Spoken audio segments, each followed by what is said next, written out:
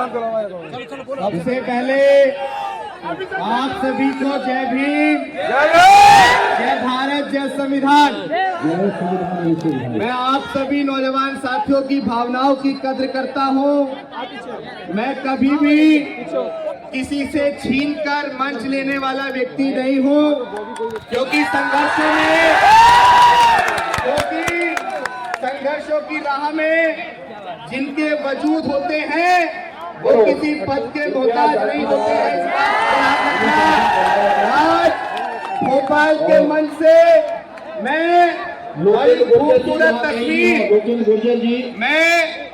खूबसूरत तस्वीर देख रहा था कि यहाँ तमाम पार्टी संगठनों के लोग आज अपने अपने बैनर को एक साइड रखकर अपनी सामाजिक एकजुटता दिखाने के लिए इस मंच पर एकत्रित हुए थे। मैं दिल से बहुत खुश था, लेकिन जब प्रोग्राम का समापन होते होते ये नजर आया कि आज भी हमारे बीच में एकलव्य जिंदा है। वो हमेशा से भारत एक ऐसा देश रहा है जहां हर मजबूत आदमी ने हर कमजोर आदमी को सताने का काम किया है, लेकिन आज भोपाल की धरती से मैं इस बात को बता देना चाहता हूं कि डॉक्टर बाबा साहेब अम्बेडकर ने इस देश में संविधान स्थापित किया है, और वो भारत का संविधान जो संविधान को मिटाने चले हैं। ये वही भोपाल का मैदान है जिस भोपाल की धरती से 12 फरवरी को मनुवादी व्यवस्था को चटाने का काम किया था। ये वही भोपाल है जो संविधान को मिटाने चले हैं।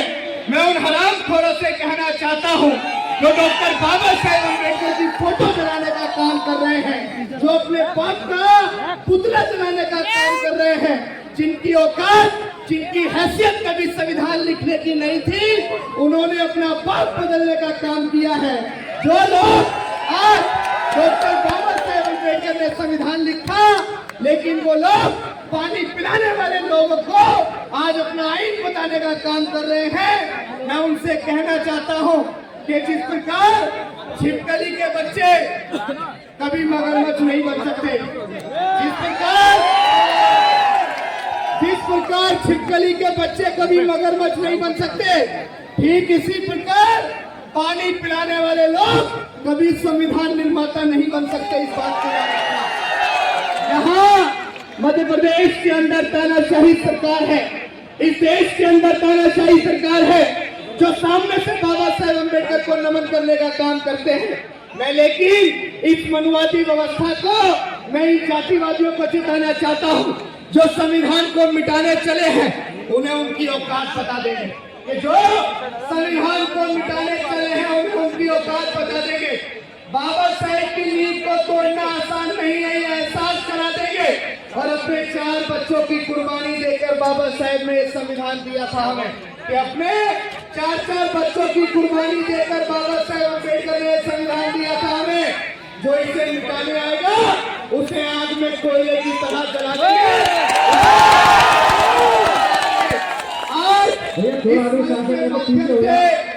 तमाम नौजवान साथियों को कहना चाहता हूँ कि आज जिस तरह इस मंच पे कुर्सियां से कुर्सियां मिली हुई थी, तमाम पार्टी संगठनों के लोग इकट्ठा थे, मैं आप सबके माध्यम से सभी लोगों से निवेदन करना चाहूंगा कि जिस तरह कुर्सियां मिली थी उस तरह हाथ भी मिला लो और अपने दिलों को भी मिला लो। तमाम साथियों कि अगर आपने अपने दिलों को मिला लिया, अपनी कड़वाहट को खत्म कर दिया, तो फिर आपको ये आंदोलन करने की आवश्यकता नहीं पड़ेगी, आपको इकट्ठा होने की आवश्यकता नहीं पड़ेगी। मैं जैस के तमाम साथियों का धन्यवाद करना चाहूंगा, मैं आजाद के साथियों का धन्यवाद करना चाहूंगा, मैं भाई लोकेश मुजाहिद जी का धन्यवाद करना चाहूंगा। उन्होंने पूरी मजबूती से यहाँ एकत्रित करने का काम किया, लेकिन हमारे बीच में कुछ लोग इस मानसिकता से कुंठित है। मैं अपने उन भाइयों को भी बताना चाहता हूँ कि अरे अभिषेक तुम्हारा कोई विरोधी नहीं है, अभिषेक तुम्हारा भाई है। अपनी मुसीबत में भी अगर अभिषेक को याद करोगे तो तुम्हारा पसीना गिरेगा, अभिषेक का खून गिरेगा। ये जुबान इस मंच से कहना चाहता हूँ कि आइए संतोष वर्मा जी के विरुद्ध जो कार्रवाई मध्य प्रदेश के शासन ने की है, आखिर आइए संतोष वर्मा जी ने क्या गलत कहा? क्या इस देश में अगर एक जाटव समाज का व्यक्ति, एक वाल्मीकि समाज का व्यक्ति, एक कोरी, कुर्मी, पासी, धोबी, धानु, कहीर, गडरिया, गुर्जर, जाट, नाई, यादव, तेली, कुमार, महान, रोम, पटेल, अगर वो आईएएस बन सकता है, वो आईपीएस बन सकता है, वो पीसीएस बन सकता है, वो बड़ा बड़ा अधिकारी बन सकता है, वो जज, कलेक्टर, मिनिस्टर बन सकता है, तो क्या आप अपनी बेटी की शादी उससे नहीं करवा सकते? क्या बुराई है? क्या बुराई है? जो लोग ये कहते हैं कि इस देश में अब जाति व्यवस्था नहीं है, इस देश में जाति का कोई भेदभाव नहीं है, अरे जब जाति व्यवस्था नहीं है, जाति का भेदभाव नहीं है, तो कोई जाटव कोई ब्राह्मण की लड़की से शादी क्यों नहीं कर सकता? बताओ। अगर जाति का भेदभाव नहीं है तो हमारे अंदर रोटी बेटी का रिश्ता क्यों नहीं हो सकता? आज इस मंच के माध्यम से कहता हूँ, जो लोग संविधान में आस्था रखते हैं, जो लोग बाबा साहेब अम्बेडकर को अपना आइन मानते हैं, चाहे वो ब्राह्मण हो, चाहे वो ठाकुर हो, चाहे वो जाट हो, चाहे वो बनिया हो, हम सभी लोग दिल खोल के उनका स्वागत करते हैं। वो हमारे भाई है।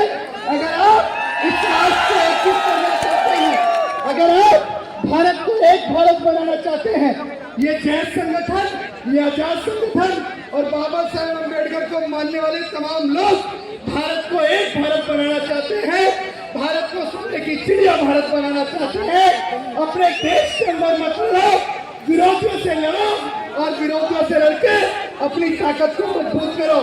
इस मंच पे हमारे प्रदेश अध्यक्ष भाई रुपेश सेन जी है, जो संगठन संघ के हैं, जिन्होंने आपकी किसी लड़ाई में आपको पीठ नहीं दिखाई, चाहे वो ग्वालियर हाई कोर्ट के अंदर प्रतिमा लगने का मैटर हो।